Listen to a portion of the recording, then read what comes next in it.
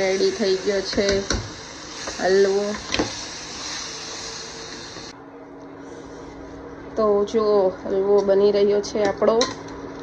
ઠંડીમાં ગરમા ગરમ હલવા ખાવાની મજા। હજી તો મેં ખાલી ઘીમાં જ શેકી રહી છું। ઘીમાં શેકાઈ જાય પછી ડ્રાય ફ્રૂટ થોડાક ઘીમાં ફ્રાય કરી લઈશ અને આમાં હવે દૂધ નાખવાનો વારો આવી ગયો છે। દૂધમાં પકેલો હોવો જોઈએ, ઘીમાં શેકેલો હોવો જોઈએ, તો જ અસલી મીઠાશ આવે।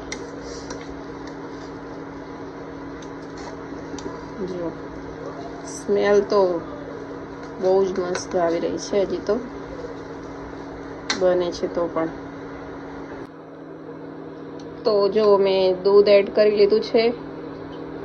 આઈ થિંક 2 લીટર જેટલું દૂધ નાખ્યું છે, 2 kg જેટલું। જો આમાં તમને આઈડિયા આવે છે કે ખબર નથી। જો હવે આ દૂધ ધીરે ધીરે પકાશે એમ એમ હલવો બનતો જશે આપણો। જો 2 કિલો ગાજર ને 2 લીટર દૂધ। જો સુગર એડ કરીશ પાછળથી। શું કરો છો દીવાબેન? જલી ના જતા?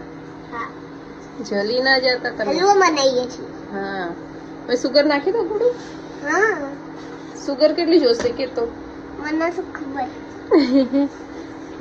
250 ग्राम तो नाखवी पहला। इतनी नहीं, डबल। इतनी सारी ज्यादा हो गई बहुत।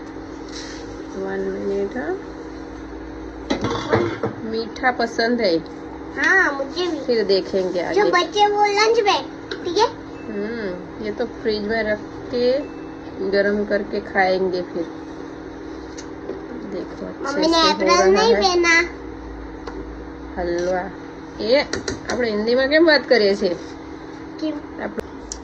ઘરે ક્રશ કરેલી ઇલાયચી પાવડર મિક્સ કરશું થાય છે। અને આ સાઈડ કાજુ બદામ ઘીમાં ગેસમાં શેકી લઉં। અમારું આ બની રહ્યો છે હલવો ગાજરનો।